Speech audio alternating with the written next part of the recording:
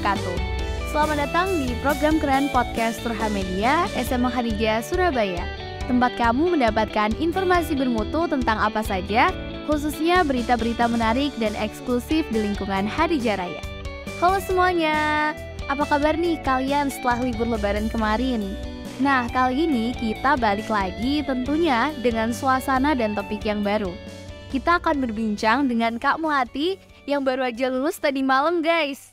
So, topik kali ini yaitu 12 tahun di Hadijah, ngapain aja sih? Hai Kak Melati. Apa kabar nih Kak? Alhamdulillah baik, sehat. Oke. Supaya teman-teman bisa kenal lebih dekat lagi, mungkin Kak Melati bisa perkenalan dulu nih Kak. Hai semuanya, nama aku Melati Oktabrian Rahmadani, biasanya dipanggil Mel atau Melati. Selama aku di SMA Hadijah, aku kelasnya di IPA 1. Salam kenal. Oke. Nah, berarti kan sekarang udah lulus dari SMA Hadijah. Tadi malam banget ya Kak pengumuman. Betul. Selamat atas kelulusannya ya Kak. Oke, kita mulai masuk ke topik kali ini ya. Berarti kalau dihitung selama 12 tahun itu, kan berarti kakak mulai dari SD ya. Nah, gimana sih ceritanya bisa akhirnya itu SD di sini? Nah, awalnya pengalaman aku SD di sini itu, masuk SD di sini itu adalah aku selesai TK itu umur 5 tahun. Jadi orang tua tuh bingung mau nyekolahin di mana. Ada nggak sih sekolah yang mau nerima aku umur 5 tahun? Karena kan dulu tuh terkenalnya, oh masuk SD tuh harus 7 tahun umurnya gitu. Terus mama juga nggak keberatan kalau misalnya aku harus ngulang TK lagi biar aku cukup umurnya masuk SD. Ternyata pilihan orang tua aku jatuh ke SD Hadijah Ayani. Terus tes di sini, terus juga alhamdulillahnya keterima. Jadi nggak usah perlu ngulang TK lagi dari awal begitu loh. Oke. Oh iya, berarti saat itu kan belum ada tuh kebijakan minimal umur SD. Nah, ngerasa nggak sih Kak waktu bermainnya itu berkurang? Karena kan mau nggak mau kalau misalnya masuk SD, kamu akan belajar. Dan meskipun di SD mungkin nggak begitu serius, tapi ngerasa nggak sih hal itu tuh berkurang atau bahkan hilang? Kebetulan kedua orang tua aku tuh bukan tipe yang strict dalam belajar. Waktu belajar tetap memprioritasin kalau anaknya nih perlu sosialisasi juga, perlu main juga gitu. Jadi waktu belajar sama mainku tuh hitungannya balance, karena aku dulu juga cuman les privat berapa kali dalam seminggu gitu. Jadi aku tetap dapat waktu belajar, waktu main, waktu sama temen-temen baik di sekolah maupun di rumah juga sih. Nah, ada nggak sih hal yang ngangenin di waktu SD gitu yang kakak pasti ya? Waktu SD tuh aku paling kangen pasti sama temen-temen, terus sama bapak ibu guru juga kan. Tapi kalau bapak ibu guru tuh masih ketemu di ini. Kalau temen-temen yang pisah dari aku lulus SD tuh udah lama banget gak ketemu. Terus mungkin juga udah pada cambung juga kan, udah lama gak ketemu, susah jadwalnya biar bisa ketemu lagi bareng-bareng. Terus pengalaman yang paling aku inget sampai sekarang tuh, aku waktu kelas 5 SD itu kan aku ikut School Science Club. Itu aku bikin yogurt bareng sama temen-temen aku, terus kita muter-muter ke kelas-kelas gitu ngejualin yogurtnya, terus itu kayak kangen banget sih. Tapi lucu banget ya. Nah, setelah lulus dari SD, itu kan biasanya kita tuh udah bisa mulai buat keputusan untuk lanjut sekolah. Nah, apa sih yang membuat Kak Melati itu tuh mau lanjut untuk SMP di sini? Sebenarnya nggak pengen sih. Kan aku nggak suka stuck di zona nyamanku terlalu lama gitu. Aku pengen cari suasana baru. Terus ternyata orang tua aku menjatuhkan pilihannya di sini agar nanti ketika aku lulus SMA aku bisa bebas milih aku kuliah di mana aja tuh diizinin sama mereka gitu. Oke. Sebenarnya itu pengennya di mana? Nggak ada yang spesifik. Pokoknya aku kan waktu itu udah kayak harus langsung di sini aja gitu. Jadi aku nggak sempet milih aku mau sekolah di mana sih kalau di luar. Oh, berarti jadi emang awalnya tuh nggak mau dan kepikiran SMP di sini ya. Tapi akhirnya kakak itu beneran ini nggak sih nemuin alasan kenapa sih aku tuh harus di sini gitu? Kira-kira ada nggak? Temen-temenku yang akrab sama aku tuh rata-rata juga lanjut di sini meskipun ujung-ujungnya beda kelas juga ya. Tapi karena temen-temen, terus juga mungkin karena aku udah nyaman sama lingkungannya, udah kenal sama lingkungannya, jadi kayak oh ya udah deh di sini aja nggak apa-apa gitu. Oke.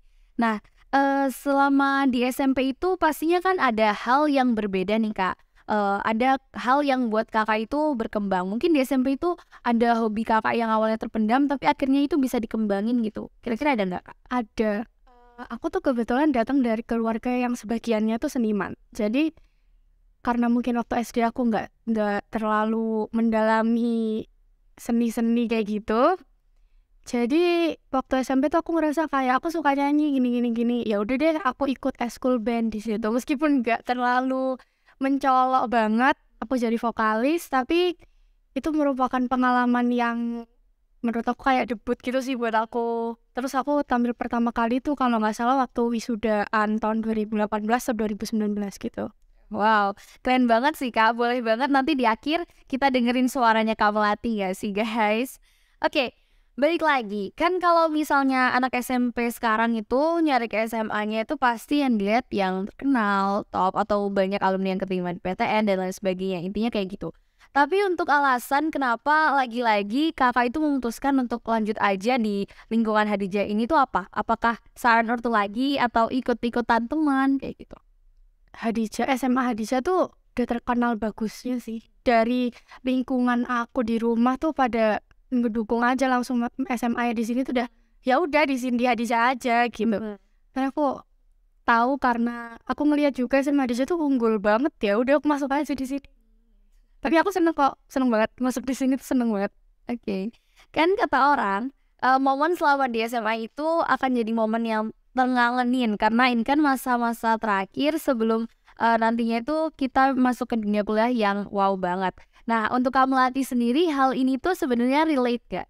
Relate banget. Aku ketemu teman-teman yang baik, teman-teman baru yang baik. Meskipun temanku yang paling deket sama aku tuh juga lanjut di sini, tapi nggak ada kelas. Terus untungnya di kelasku temen yang satu kelas tuh ada yang baik-baik. Terus aku juga temenan sama mereka. Itu bener-bener seneng banget, bersyukur ketemu teman-temanku yang kayak gitu. Terus bersyukur juga punya bapak ibu guru yang sangat suportif. Kalau siswanya tuh mau ngelakuin apapun itu pasti didukung kalau dia Hadijah. Jadi aku merasa punya kepercayaan diri gitu loh buat nunjukin dan ngasah bakatku di sini lagi gitu. Oke.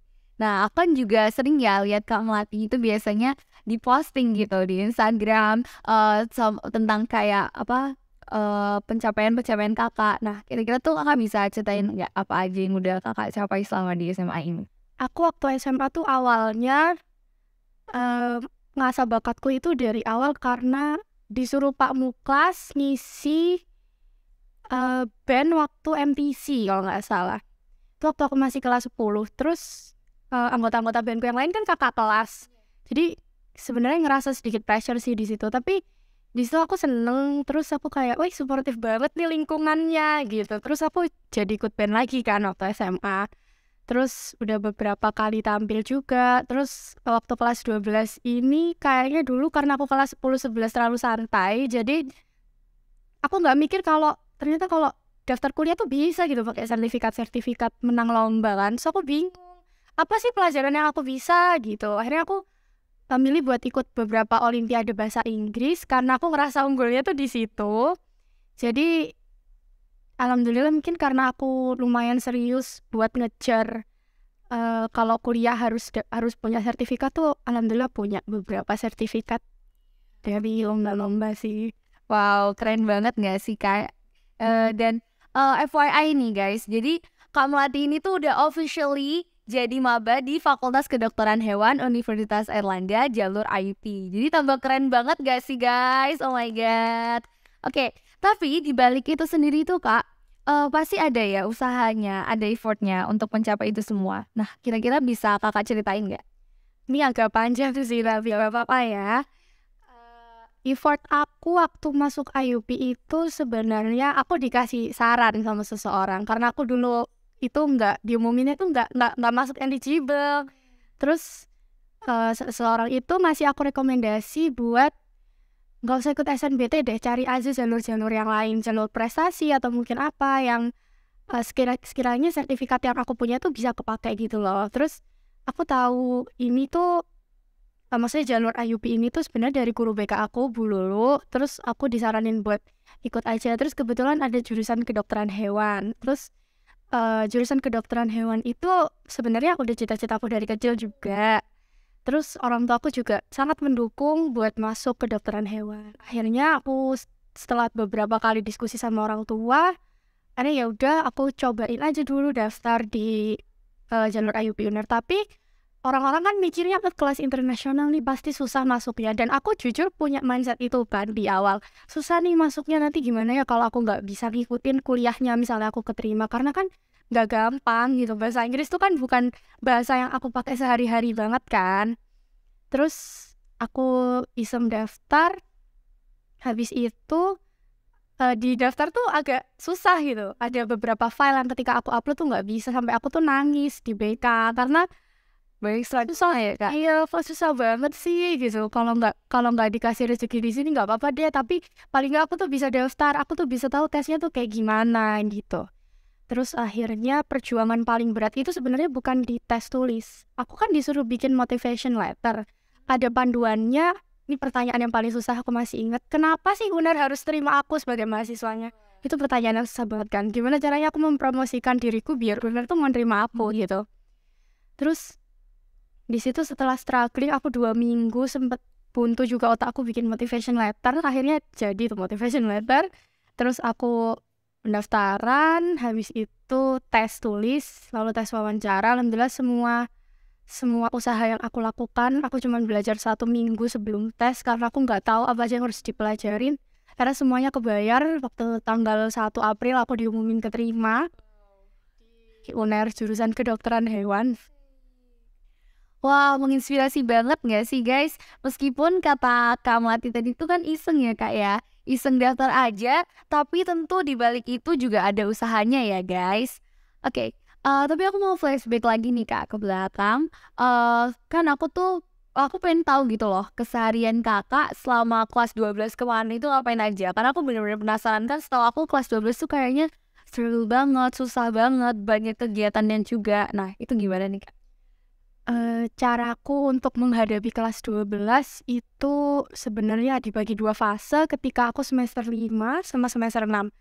Nah, dari awal aku kelas 11 tuh udah mikir nanti aku kelas 12 gimana ya. Kan kelas 12 tuh udah bener-bener langkah terakhir buat aku nentuin masa depanku tuh aku mau gimana sih gitu di masa depan.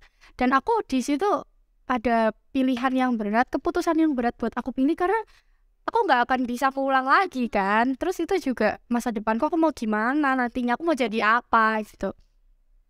Dan itu kebagi bener-bener, pertama itu fase dimana aku banyak sakit. Itu waktu semester 5. Semester 5 itu aku terlalu ngeforsir diriku sendiri buat belajar. Jadi ketika aku kelas 12, masuk kelas 12, itu juga orang tua aku ngedaftarin aku bimbel di luar pulang sekolah gitu. Nah, udah dapet bimbelnya, setiap pulang sekolah seminggu 3 kali itu aku masuk bimbel. Jadi kalau pulang sekolahnya jam 4.15 atau setengah 5, lesku tuh bisa sampai jam setengah 8 atau jam 8. Jadi pulang sampai rumah tuh paling enggak setengah 9 baru sampai rumah, atau jam 9 malah baru sampai rumah gitu. Terus istirahatku tuh hitungannya kayak cuma di hari Jumat sama Sabtu, karena aku itu terlalu ngeforsir buat belajar. Jadi aku sering sakit, sering gak masuk gara-gara sakit beberapa kali. Tapi di samping itu temen-temenku juga di sekolah tuh mau ngebantuin aku gimana caranya biar aku tetap fokus belajar. Kita punya ya grup temen-temen buat belajar bareng, buat saling ngetentorin satu sama lain gitu. Apalagi kan dari friend groupku tuh nggak semuanya kita bimbel kan, jadi kita saling bantu satu sama lain. Terus kalau ada ujian atau apa, kita juga sebelum ujian itu kebetulan di tempat bimbelku tuh boleh bawa teman, jadi bisa belajar bareng teman-teman juga, dan itu menyenangkan gitu. Terus semester 6 itu semester yang aku udah nggak terlalu ngeforsir belajar, tapi pressure-nya itu makin-makin karena tinggal beberapa bulan lagi kan. Terus aku mikir kayak, karena saat itu aku nggak eligible, jadi kayak wah KSNBT-nya gimana ya gitu. Terus belum daftar IUP UNER juga. Terus habis itu aku ngerasa ketika USP, UPRAK itu bener-bener pressure-nya tuh wah gitu loh. Itu kayak takut banget gitu. Tapi alhamdulillah sampai akhir tuh aku masih sanggup gitu. Masih sanggup buat ngejalanin semuanya dengan bantuan temen-temen juga. Terus bapak ibu guru yang suportif banget, mau ditanyain kapanpun ketika aku butuh bantuannya para beliau-beliau yang hebat-hebat ini sih. Ya, oke. Nah, ternyata kalau aku dengar-dengar itu sebenarnya lumayan ya Kak, struggle banget. apa sih hal yang sangat-sangat challenging banget jadinya selama di SMA itu? Dari awal aku memutuskan buat ambil jurusan IPA aja tuh sebenarnya udah challenging karena mikirnya matematikanya 2, terus habis itu ada fisika, kimia, itu kan pelajaran yang nggak mudah ya. Terus aku masih bisa kok untuk menyanggupi belajar fisika, terus matematika yang 2 itu ada matematika wajib sama matematika minat, tapi aku tuh emang pelajaran paling lemahku tuh kimia gitu. Aku nggak bisa terlalu memahami kimia karena itu kadang tuh jadi pelajaran yang dihitung juga enggak, dihafal juga enggak. Jadi aku rasa pressure-nya di situ, takut banget nilai kimia aku jelek, tapi ya udahlah pasrah gitu karena orang tuaku juga kayak enggak apa-apa kok, jadi orang tuh nggak harus unggul dalam semuanya, nggak harus pintar dalam semuanya. As long as kamu paham itu udah nggak masalah. Oke deh. Jadi itu dia ya Kak yang challenging menurut Kakak selama SMA. Nah, kalau untuk hal yang pastinya memorable dan kalau misalnya kalau ditanya di SMA itu apa sih hal yang paling ngeselin, Kakak akan ngomongin ini terus gitu. Akan akan bilang ini loh gitu. Aku tuh sering banget kalau lagi jam kosong atau lagi istirahat, aku tuh mainnya ke BK. Jadi aku kalau sama Bu Lulu tuh kan deket banget. Jadi kalau pulang sekolah jam kosong itu sekedar nemenin Bu Lulu doang di BK, atau makan sama beliau, atau pulang sekolah hari Jumat karena aku biasanya dijemputnya sore karena nungguin mamaku pulang kerja dan lain-lain sebagainya, dan Bu Lulu juga pulang sore. Jadi aku suka banget main ke BK nemenin Bu Lulu. Kadang-kadang bantu-bantu juga rapiin atau apa. Jadi itu sih memori yang paling bikin aku ingat terus di sini gitu. Dan pasti kalau misalnya aku udah nanti kuliah atau apa kan pasti akan jarang kesini lagi. Tapi kalau kesini lagi aku pasti akan main-main ke ruangannya Bu Lulu sih pasti. Oke guys, nah gak kerasa kita tuh udah tiba di akhir sesi. Tapi sebelum kita akhirin podcast kali ini, aku mau tagih Kak Melati untuk nyanyi nih, karena aku penasaran banget dengerin suaranya. Kalian pada penasaran juga gak sih? Oke, karena seperti itu jadi kita langsung aja dengerin. Tiada lagi yang mampu berdiri halangi rasaku, cintaku padamu. Ku bahagia kau telah terlahir di dunia, dan kau ada di antara miliaran manusia. Dan ku bisa dengan radarku menemukanmu. Wow, keren banget ya guys. Aku amazed banget pas pertama kali denger loh. Nah, tapi kita harus segera berpisah sama Kak Melati. Nah, mungkin sebelum benar-benar berpisah nih Kak, ada nggak sih yang ingin Kakak sampaikan kepada pemirsa Turham yang menyimak tayangan ini? Khususnya buat teman-teman Kakak yang mungkin masih harus belajar untuk UTBK, dan juga buat adik kelas yang mau naik kelas 12 atau intinya masih harus mengalami banyak struggle di SMA. Jadi buat temen-temenku satu angkatan Nafas Asti yang tahun ini masih harus berjuang di SNBT, semangat buat kalian. Belajarnya tetap semangat terus. Nanti semoga setelah tes itu dapat hasil yang terbaik, kalian bisa diterima di PTN dan jurusan yang kalian inginkan. Terus habis itu semangat terus buat kalian. Aku selalu ngedoain teman-temanku yang masih harus SNBT juga. Terus buat adik-adik kelas yang bentar lagi mau naik kelas 12, sebenarnya kelas 12 itu nggak seserem itu, tapi emang ada pressure-nya sih. Jadi harus bener-bener berusaha, bukan berusaha harus ngeforsir belajarnya, jangan, karena itu cara yang salah banget. Tapi kalian cuma harus berusaha biar nggak sakit, karena kalau kalian ketinggalan pelajaran sehari itu rasanya kayak ketinggalan banyak banget. Terus juga buat bapak ibu guruku di SMA Hadijah, semoga bapak ibu guru sehat selalu dan selalu yang terbaik. Oke. Baik, terima kasih banyak untuk Kak Melati yang sudah berkenan hadir di podcast edisi ini. Dan makasih juga untuk kalian yang sudah menonton podcast kali ini. Semoga cerita dari Kak Melati dapat menginspirasi kalian semuanya. Baik, sekian dari aku Nail Fariha, pamit undur diri. Maaf jika ada salah kata, baik perkataan maupun